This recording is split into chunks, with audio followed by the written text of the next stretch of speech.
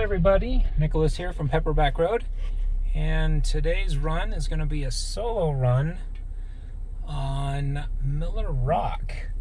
By solo, I mean we've got no other Jeeps with us today, and I've got no passenger and no puppy.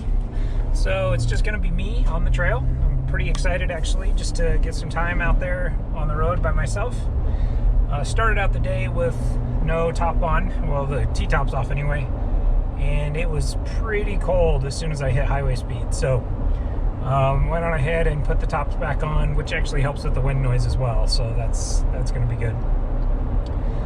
From what I understand about this trail, I've never actually done it before, so this is going to be new for me. And from what I understand about this particular trail, it's more about the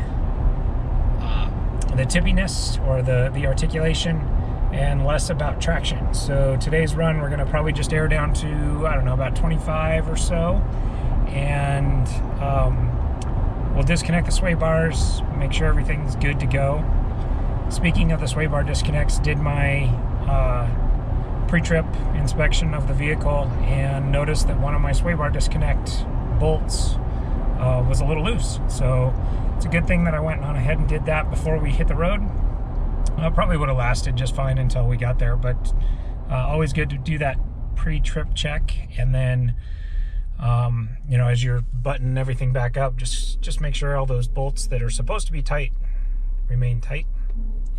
So getting ready to get back on the highway here. I want to make sure that I'm focused on the road. I'll turn this off and I'll turn this back on again when we hit the fuel station just before heading up to Miller Rock. So we'll stop off in Lyons and fuel up just to make sure we've got a full tank of gas.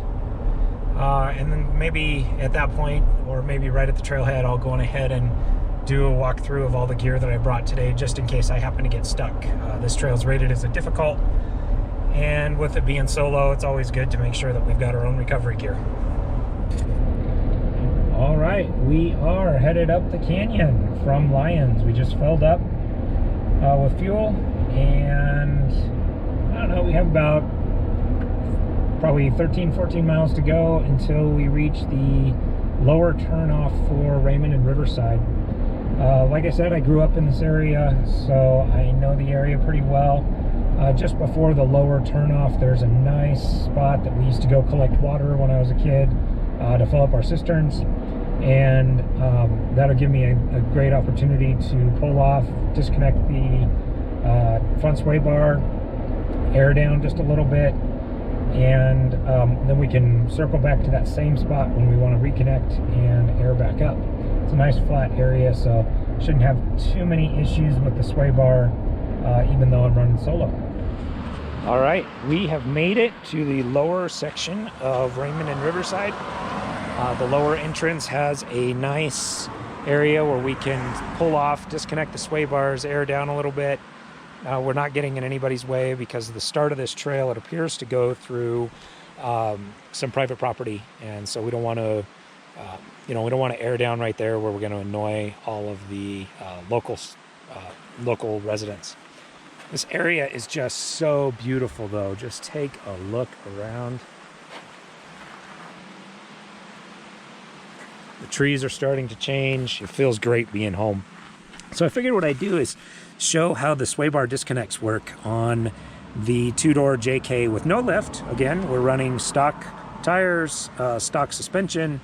Everything's pretty much stock. So right here, we've got the JKS, a quick disconnect system for the sway bars. So just simply pulling those two pins and then tilting the disconnect out of the way will actually disconnect your sway bar. I did say these are stock tires. These aren't stock tires. These are a little bit larger, and you can see got a little bit of rub on the sway bar at full lock, but that's not too bad, so not a big deal.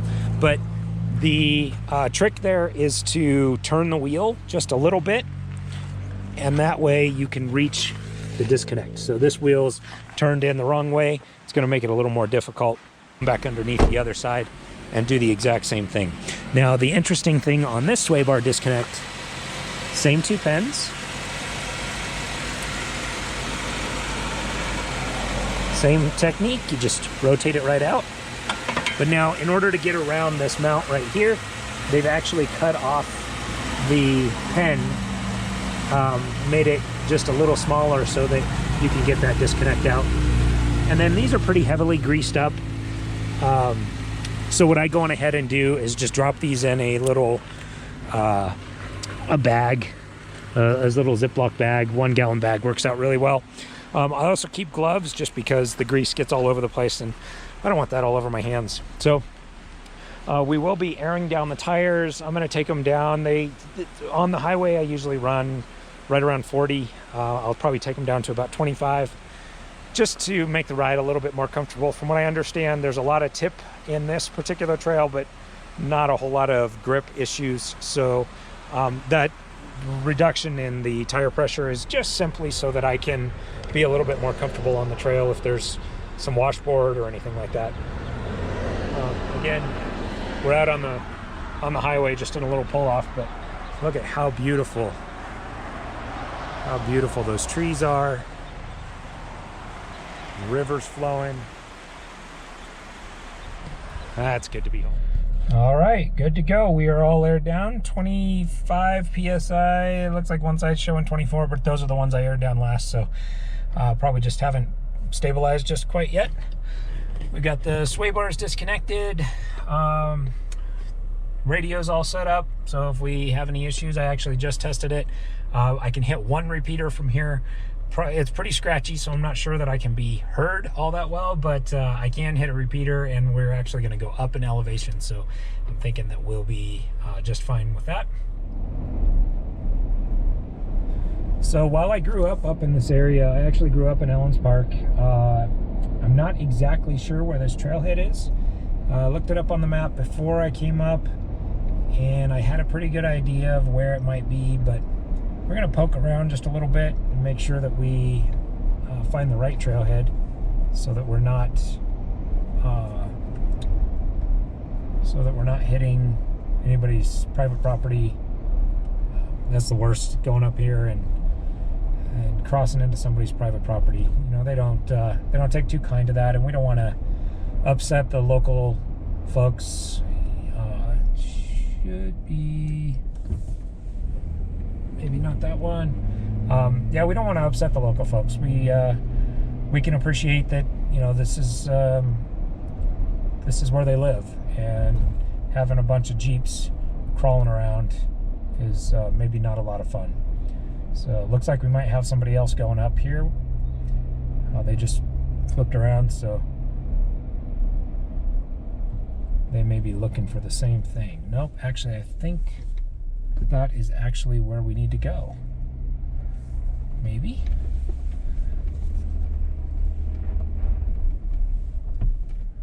I'm gonna try it. I'm pretty sure this is actually the spot, so we'll come through here nice and quiet, nice and slow. Don't want to cause any issues. If we're in the wrong area, we'll know pretty quick. We'll turn around and head back.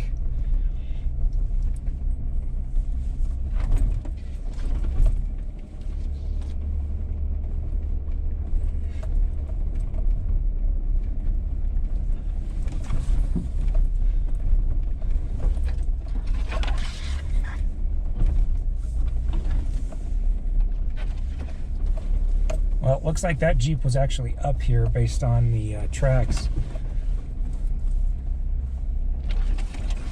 So this is probably the right area, and maybe he just finished the trail. This is an out and back trail, so no loop. Descriptions online pretty much show what we're seeing now, and here in just a minute we should know for sure because we will see the U.S. Forest Service sign. There it is. So Road 252, this is definitely the right path, and we'll give it a shot.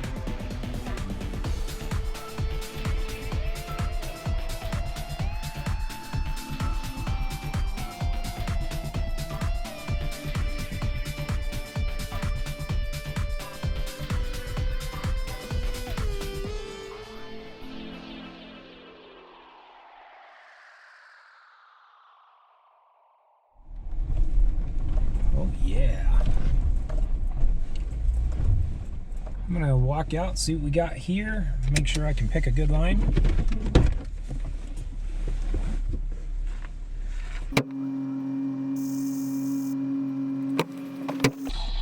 So let's turn that down just a little so I can concentrate. We got a good spot here. It's gonna get a little tippy, but I think it's something that I can handle in the stock. All right. So we may rub a rock rail on the passenger side. Not sure if I can pull up on it. And if we're gonna rub, it's gonna be right now. No. Perfect. All right. Looked like just from the tire tracks, that was the same line the other Jeeps did. There was a bypass there, so if you're in a different rig, you don't want to try those. Certainly a good bypass available. So it looks like there's a couple different paths here. One of them kind of goes off trail, so I think I'm going to take the high path, try to avoid doing any more trail damage.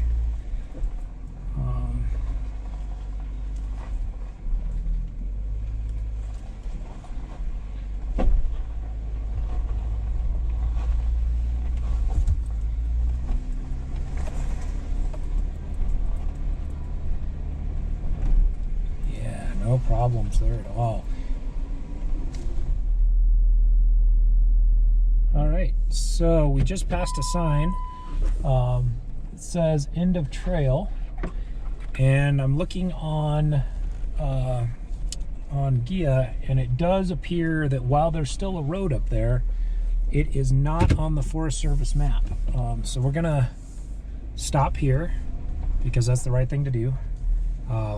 Just because there's a trail up there doesn't mean that it's authorized for us to ride on it. And we are going to turn around. There's actually a big spot here just past these two trees. Now the other Jeeps continued along and went up, so I'm not sure if that's a wise idea or not, but no, we're here to respect the trails. And there is this pull-off turnaround area directly after the U.S. Forest Service sign that says end of trail. So went on ahead and turned around, and as of this little dip right here, Gia says that we are back on track. So we'll go on ahead and continue on from here.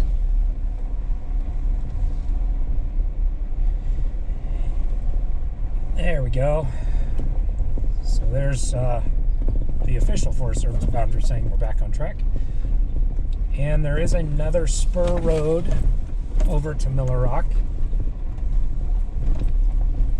I'm not actually sure what to expect here. If we're going to see a big rock, if we're going to, if that's just the name of the trail, what we're going to see. This is the spur. It is on the official trail, so I feel comfortable taking it.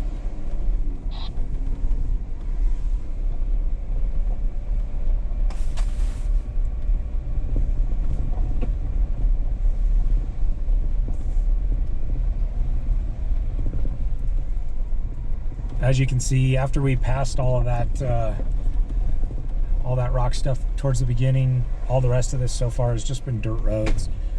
Some low-hanging branches.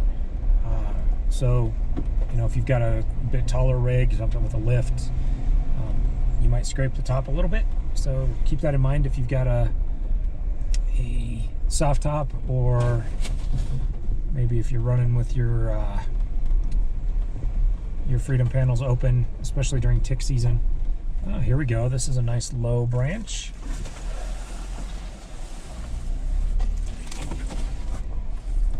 That's good. I needed a I was thinking that I was looking for a new paint job. So now we've got some good pinstriping down the side, and that's the way you can definitely tell that you've got a rig that is not a mall crawler, right? You've got pinstriping down the side, especially on the top where you can't really buff out that pinstriping all that well. That's how you know that it's a real true trail rig.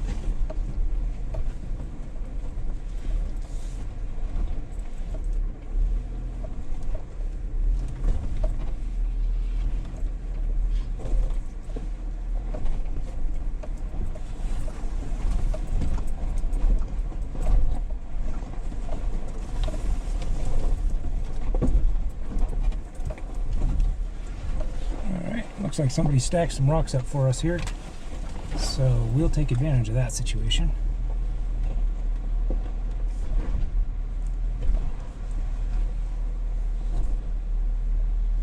And we have some folks down here on the trail, so I'm going to turn off the video so that we don't capture them in case they don't want to be on camera.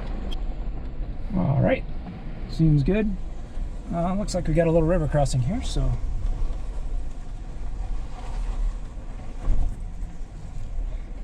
now I can actually see the bottom of this. I can tell how deep it is. It's not deep at all. I could probably walk through that and it wouldn't even cross the top of my shoes, so not a big deal, but it's always a good idea. If you can't see the bottom, you can't tell the depth, hop out and just test it with a stick.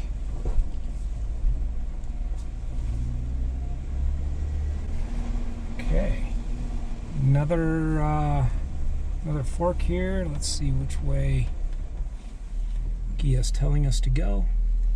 So actually down low is just a campground off to the left. So at least according to the map, it's not it doesn't go anywhere. So we're going to keep going up. See how we do.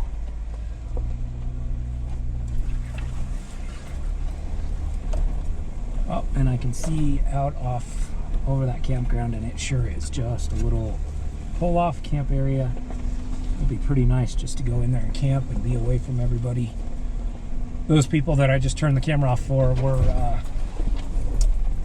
were hiking, and looked like they had just started out. They were.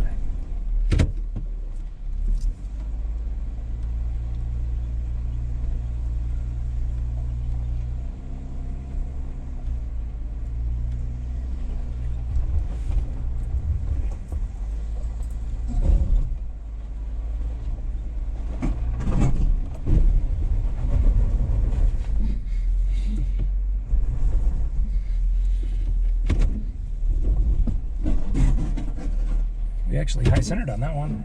Let's see if we can take a different line. There we go.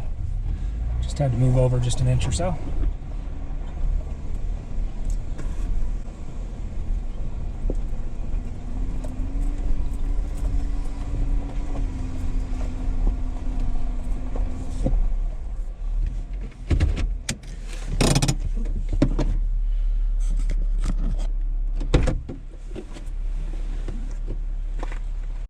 We just passed this. Looks like somebody had some fun in this thing. It's all burned out. The aluminum even melted on it, so it got really hot. And it's rusted, so it's been here a while. Looks like they had some straps to strap it down. But yeah, it's a four-wheeler. And then got a trailer up here. Trailer's actually, looks like it's still drivable. It's got both tires on it.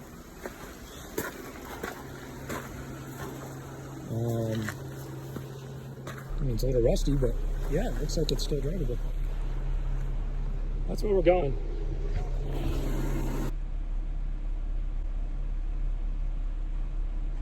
I don't think I can fit that in my trasharoo. We'll have to leave that.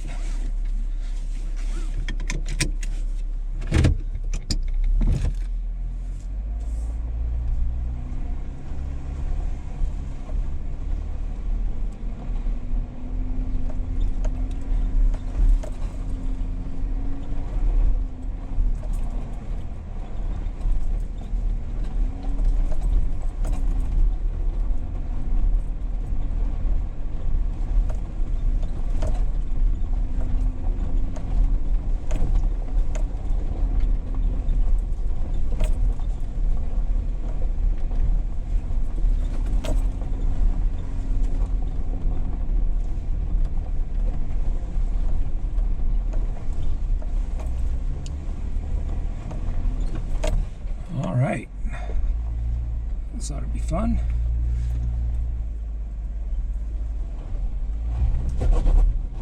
Oh, time to lock up that limited slip. There we go, so it's locked up and crawled right up it. In that particular case, I actually just let it power into it. I did not do the 2-foot technique, just because I wanted to see how difficult it would be for it to lock up on its own, and that was actually pretty good.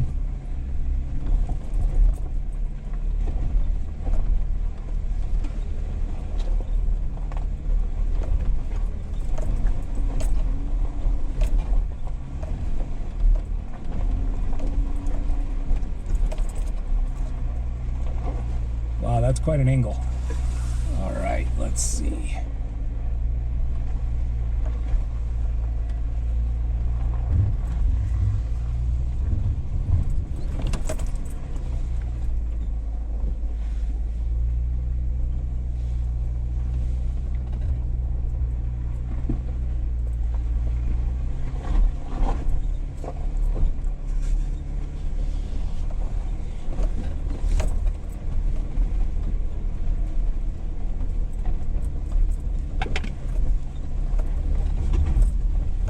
Coming up here, I passed through just a really beautiful tree-covered canopy. Just really nice. We'll be going back through it the other way, and it was extremely pretty. Still don't have a lot of sun out yet. There's a little bit of cloud cover. It's not as bad as it was this morning. Looks like we're at about 1 10 in the afternoon right now. So all of this I expected to burn off by now, but we're not. It's actually so dark in through here that I need to take off my sunglasses. But look at this. Isn't this beautiful? This is what I like about the mountains. In fact, I'm just going to go slow right through here and take it all in. No reason to speed through here. If I could stay right here, I would be a happy person.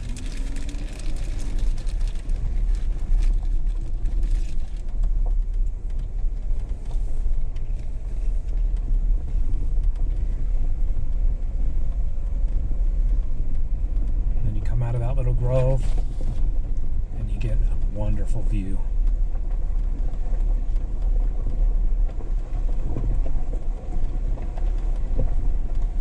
Colorado mountains are always so wonderful.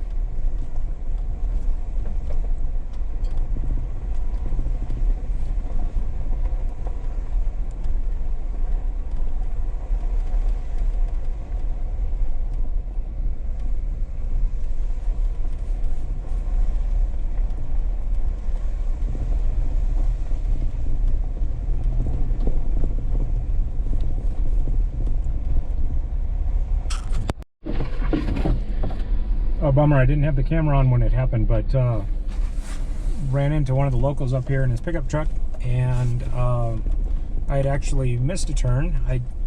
I saw it and I was like, you know, is that the way that I came? It looks very much like this. It was kind of just didn't look real well traveled.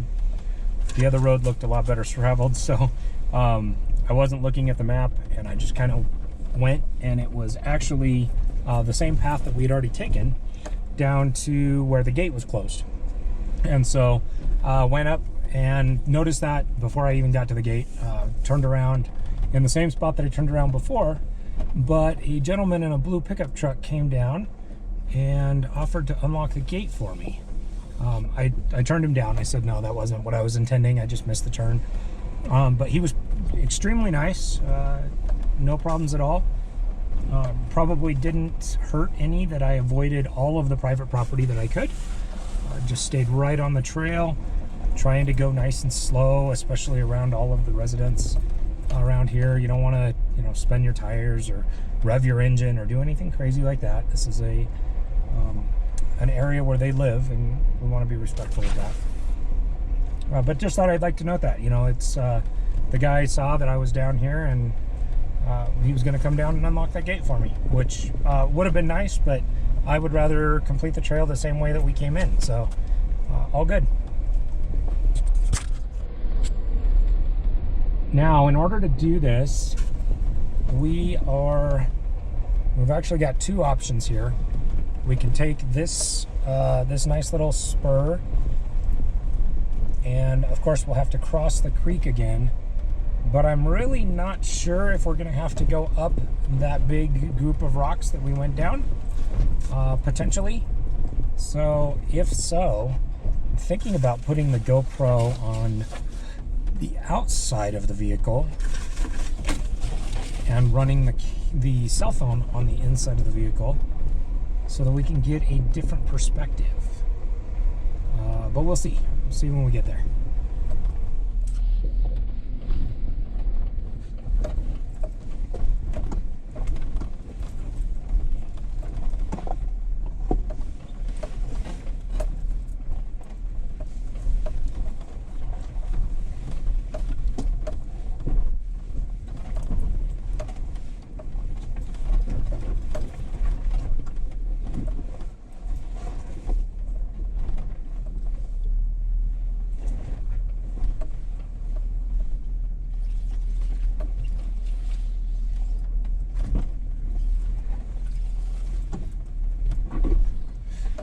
So it's hard to discuss the angle going up or going down. The cameras, you know, they kind of flatten things out, but the seatbelt lock is one sure way of saying we are really tippy. And when that seatbelt is the only thing holding you against your seat, you know that you're going down a steep incline. And there's your public service announcement for why you should wear your seatbelt on a trail. If for no other reason than to keep you seated as you go down a hill.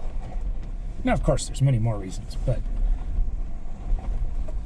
I know that some of you are invincible. When I first started wheeling as a kid in that old pickup truck that I had, I probably didn't wear my seatbelt. I don't know for sure, but I probably didn't, just knowing me as a stupid young kid.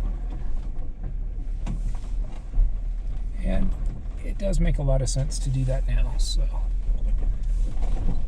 you should definitely do it. Wow. Let's see what our angle is on this. I'm just curious.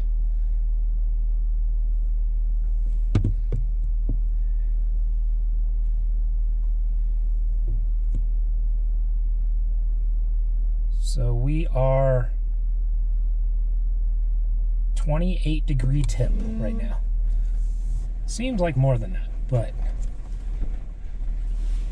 that was fun.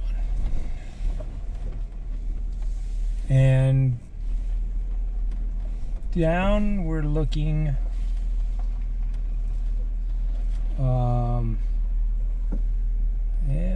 yep, and it's an 18, 21. All right, so it topped out at 21. Not for more than a second, but, or more than a millisecond, but still.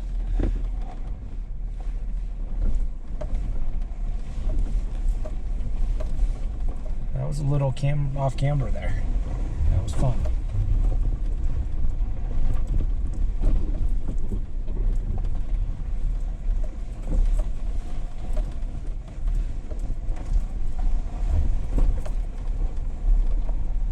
You gotta hand it to the trail maintainers. They've come through and they've maintained this trail, put up this wire to keep the rocks up here, keep the trail from eroding.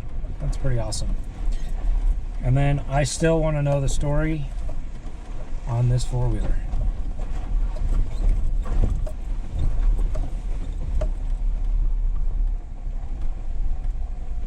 It obviously burned out. I don't see a lot of burn all the way around it. Looks like a couple of the trees caught fire right here. The pine tree and the aspen tree there both caught fire. But yeah, I mean, other than the copper wiring eroding, there's not much else that's happening with that thing. It's just kind of sitting there, and it looks like it's been there for a while. So I'm sure there's a great story that's available online, and I'll definitely look it up, and if I find anything, I'll link it.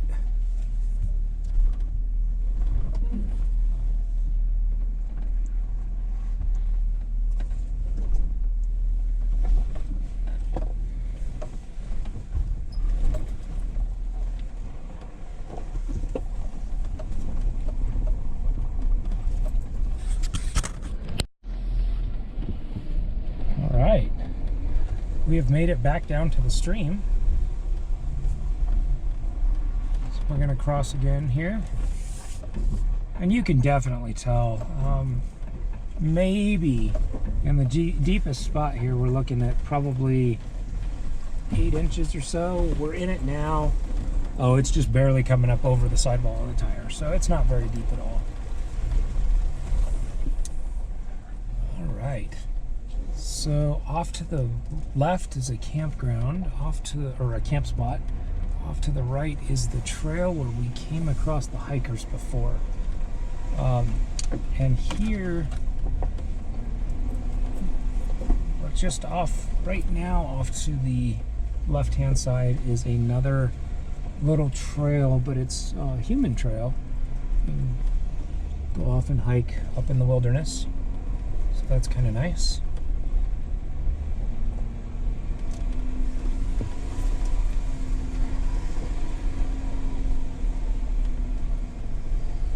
So we are going to go back over the gnarly obstacle that we saw. But in this case, I'm just gonna go on ahead and leave the cameras where they are. I think we got a couple of good shots coming down the obstacle, and I believe we are on our last battery with the GoPro. And so, and I noticed when I turned it on, I thought I had charged it all the way up, but noticed it was only at 45%. So I don't know how we'll have a full battery or enough battery to get all the way out to the end of the trail or to do an outro. So we may close once I get back home and charge up the battery.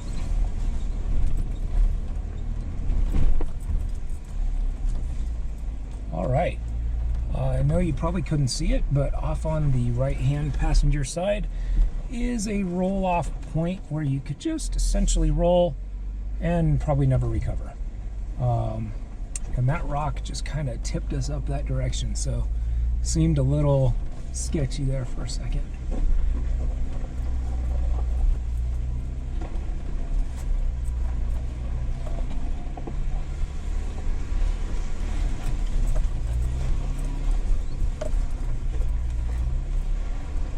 Now that sun's starting to come out. It's starting to get warm too. 58 degrees. All right. Again, we're not going to take the bypass. We're going to try and make it up this.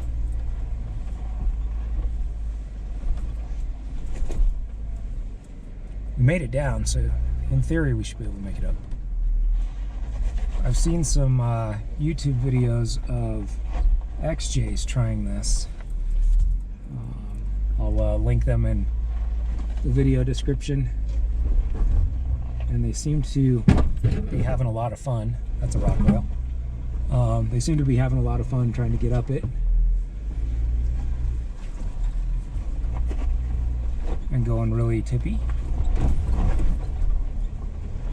All right. We tacked that rock rail on the passenger side, but not real bad. It always sounds worse than it is for the factory steel. I think they make it that way so that you don't keep pushing it.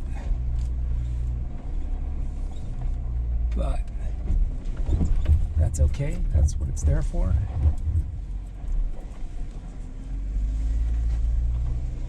All right, we're up those obstacles. We will go on ahead and power the GoPro off so that we've got enough power to last till the end. And if I come up against anything else, then I'll start it back up. All right, so we made it back. Airing up here. Do a quick walk around of the Jeep just to look at everything. We've got some pinstriping. It was a little close. A little bit more pinstriping up high. Right here, you can just barely see where I tacked that rock rail. Just a little bit. That was coming up the trail, or coming up the,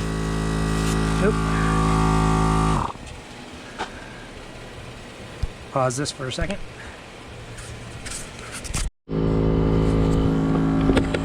So the question, of course, is A, did I have fun? And B, would I have had any more fun in a rig that was just a little higher with some bigger tires? Yes, I had a blast. And no, I don't think so. This Jeep was perfectly capable. I had no problems with it. So I'd do it again, and I think you should as well. I'm gonna finish airing up these tires. All right, we got the tires all aired up, got the sway bars reconnected.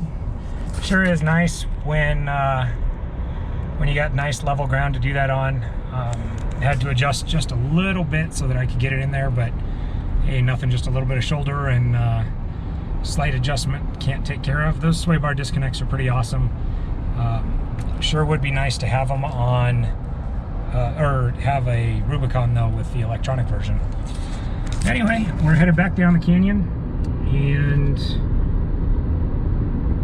I guess I'll probably do a quick speed through of going down the canyon, headed into Lyons, just as an outro. But yeah, had a blast. Would definitely do it again. Don't think that I need any crazy suspension lift or bigger tires.